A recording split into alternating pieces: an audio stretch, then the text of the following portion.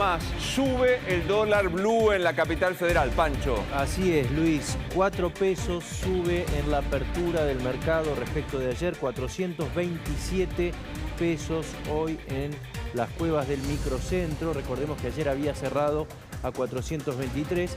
Va a ser una mañana movida, otra mañana movida, mientras esperamos que abra el resto de las cotizaciones, el contado con liquidación, el dólar bolsa, que eso abre a las 11.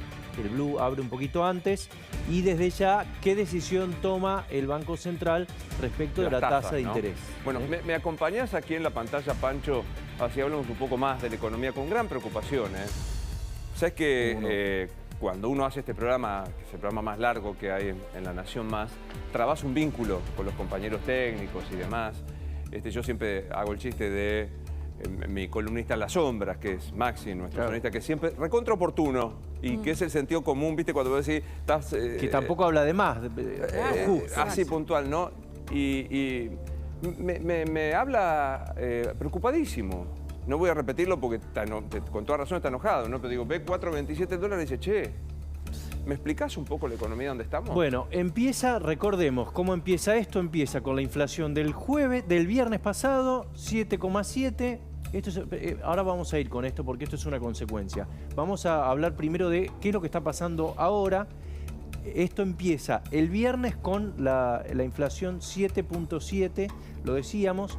Hay una discusión en el medio del gobierno que no se le está prestando la debida atención, que es respecto de la tasa. ¿Qué va a hacer el Banco Central? Por eso hoy hay una reunión de directorio muy importante a ver qué es lo que va a pasar con eso.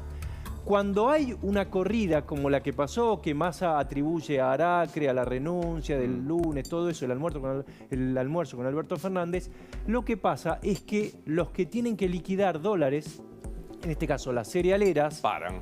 Claro, dicen, pará, si vale 427, vos me estás ofreciendo 300.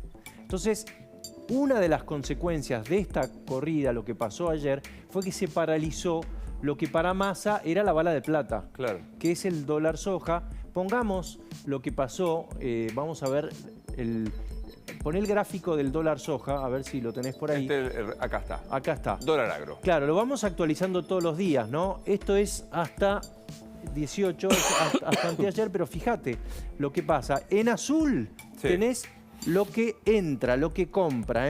Acá empezó el dólar soja, el 12 de abril. Incluso hubo tironeos porque el Ministerio de Economía veía que el Central tardó en reglamentarlo, perdió 4 días y eso es plata. Entonces, el azul es lo que entra y el rojo es lo que vende. Lo que vende porque en este caso también necesitas dólares para importaciones, para y el verde, el neto. Y el verde es la diferencia entre los dos, ¿no? Entonces, fíjate, amagó el primer día o el segundo día con ser un éxito. Buena. Había sido un éxito el 1 y el 2 y empieza a caer, ¿no?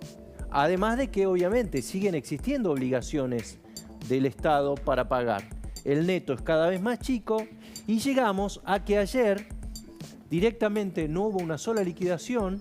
No hubo una sola liquidación, claro. No hubo nada. La Cámara de Cerealeras lo atribuyó a un paro que tiene desde el lunes, a que está retrasada la cosecha. Bolazo. Acá el problema es lo que yo te estoy diciendo. Si lo tenés a 4.27, me decían recién, me estaban avisando que ya está cotizando 4.29, es obvio que el chacarero o la cerealera va a decir, espero, es mucha la diferencia. Ese es el problema de la brecha. Entonces, tenés cero liquidación.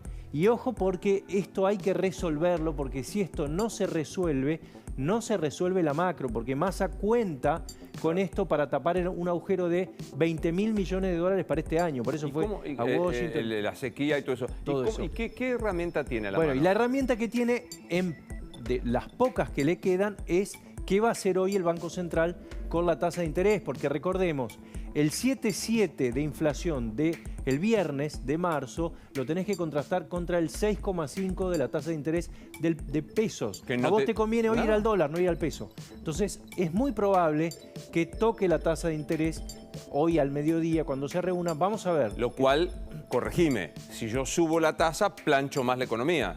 Por supuesto, pero Es verdad también que la economía argentina está muy poco bancarizada, solamente el 13%, perdón, no bancarizada, que el crédito al sector privado es bajo, entonces tenés un descalce. De todos modos, hay que seguir eso porque obviamente que te mata la economía. Vamos a repasar lo que pasó entonces con el dólar soja. Hasta ahora, 962 millones de dólares liquidados, pero claro, como está la obligación de las importaciones, el central pudo comprar nada más que 270. Es decir, lleva perdidos en el año como 3.000 y pico, no tengo el número exactamente acá, pero más de 3.500. Entonces solamente se quedó el central con un 28% de lo que entró. Claro. Se liquidó poco y además con estas obligaciones estás en este nivel. ¿Qué es lo que hay que empezar a mirar? Y yo lo digo con prudencia porque la verdad es que en estos momentos uno tampoco tiene que tirar nafta al fuego. ¿Qué es esto, Luis? Que son los depósitos en dólares, porque claro, la gente se asusta y fíjate lo que pasó. Esto, lo que tenés en verde es cuando es positivo, suben los depósitos en dólares. Y lo que tenés para abajo son retiros, ¿no? Entonces, obviamente, en los últimos días hubo un retiro, este mes ya vamos por casi 500 millones de dólares. No es para incendiar todo, pero mirá, fíjate cómo venís, ¿no?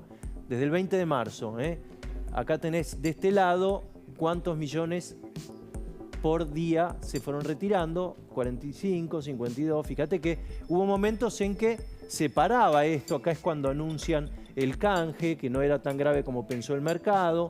Acá empieza a recuperarse. Se había recuperado con la salida del plan soja y acá otra vez se vuelve a complicar. Esto es ya la fecha de hoy. Entonces, fíjate, en 15 ruedas, el sector privado retiró 469 millones de dólares. Es el acumulado más alto desde julio del 22. ¿Qué pasó en julio del 22? Se fue Guzmán. Con la crisis de deuda en pesos. Claro. Cuando se fue Guzmán, estuvo Batakis. Conclusión, salieron depósitos como si se hubiese ido el ministro. Fuerte. Esto es una conclusión que le pedí prestado a Salvador Vitelli, que la verdad que sigue mucho esto y me parece que es importante. Los datos son de la consultora en la que él trabaja, que es Romano Group. Creo que, bueno, esto es todo por hoy. Hay que esperar a qué es lo que hace el Banco Central. ¿Me acompañás que le vamos a pedir a Juan Ignacio Napoli, que es un amigo que siempre lo molestamos, que es el presidente del Banco de Valores? Juan, soy Luis Novarecio, con Pancho Olivera te saludamos. Buenos días, ¿cómo les va? ¿Qué haces? Yo te iba a hacer una pregunta más sofisticada, pero te la voy a hacer a lo torpe. ¿Dónde estamos parados? En una situación muy compleja. Fundamente, doctor Napoli. Bueno, el problema es la inflación, básicamente, porque lo que el gobierno esperaba como un techo en estos momentos del 6% se convirtió en un piso. Entonces entraste en un régimen de inflación alta en el medio de un contexto de un gran desorden macroeconómico. Entonces, en ese sentido, se toman medidas que amplían una devaluación sin generalizarla. Y lo único que tiene por adelante el gobierno que está en condiciones es evitar un salto abrupto del tipo de cambio, porque devaluación hay todo el tiempo. ¿Sabés que cuando yo le pregunto a Pancho, che, ¿por qué 4.27? Ya me mira enojado porque me dice, no la entendés. Me dice, es un precio más. O sea, estamos hablando de esto. El dólar a 4.27 o en algunos lugares minoristas ya a 4.29 es un precio más de esto que vos decís, el sustrato que vos decís, la inflación. Claramente está quedando rezagado con la inflación y interesante lo que recién comentaba Pancho sobre la decisión del Banco Central, porque ya llega un momento que por más que vos subas la tasa de interés, la gente o los inversores o quien fuera sigue prefiriendo el dólar. Entonces eso es lo que está pasando. Generalmente, o la historia argentina te dice que los momentos de espiralización se dan en contexto de incertidumbre y de conflicto. Y hoy día estás teniendo las dos cosas. Claro. No digo con esto que vaya a haber una espiralización, están dadas las condiciones. O sea, yo no veo que haya nadie capaz de dar algún tipo de certidumbre. La única certidumbre que tenés es que hay un cronograma electoral y que hay unas elecciones que hoy lucen a una eternidad.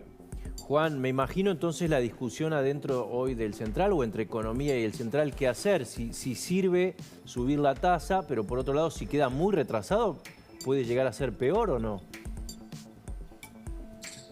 Sí, Pancho, imagino una discusión similar. O subís la tasa o acelerás el crono. El costo de subir la tasa, supongamos que dicen, bueno, vamos a ponerla otra vez, lo que se llama positiva, es decir, la tasa por arriba de la inflación. ¿Es que se enfría más la economía? ¿Cuál es el costo? Insisto con lo que te dije antes, más allá del costo llega un momento que no te es significativo, relevante, porque la gente va a elegir a la moneda. Perdón, al dólar, no como moneda. Claro. Y un tema que obviamente que es sensible, pero es el tema de los depósitos, ¿no? Que siempre estamos mirando eso. ¿Qué información tenés? ¿Cómo está o qué se le puede decir a la gente?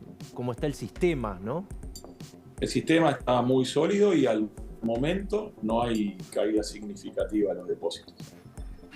Okay. Me escribe un economista, a ver cómo lo digo, cercano al pensamiento del gobierno, que me da ganas de decir el nombre, porque si no damos tantas vueltas, pero digo, alguien que no es hostil al pensamiento del gobierno, Juan, y me dice, este 4.27 es puro nervio, no se justifica.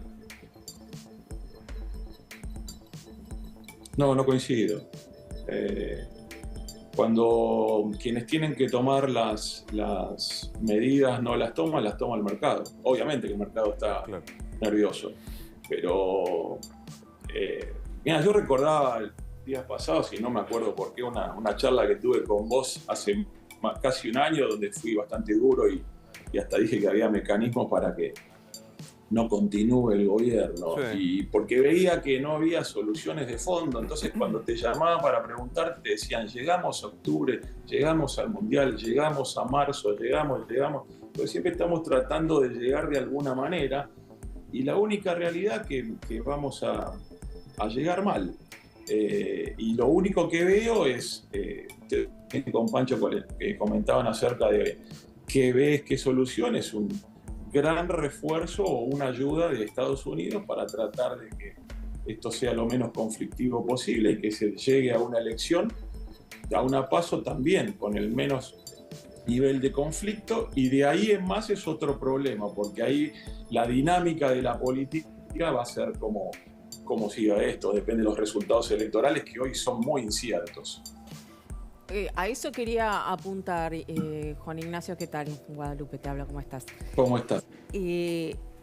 Todos siempre hablamos de llegar como si algo se solucionara mágicamente después de las elecciones, ¿no? O sea, el tema es qué va a pasar después.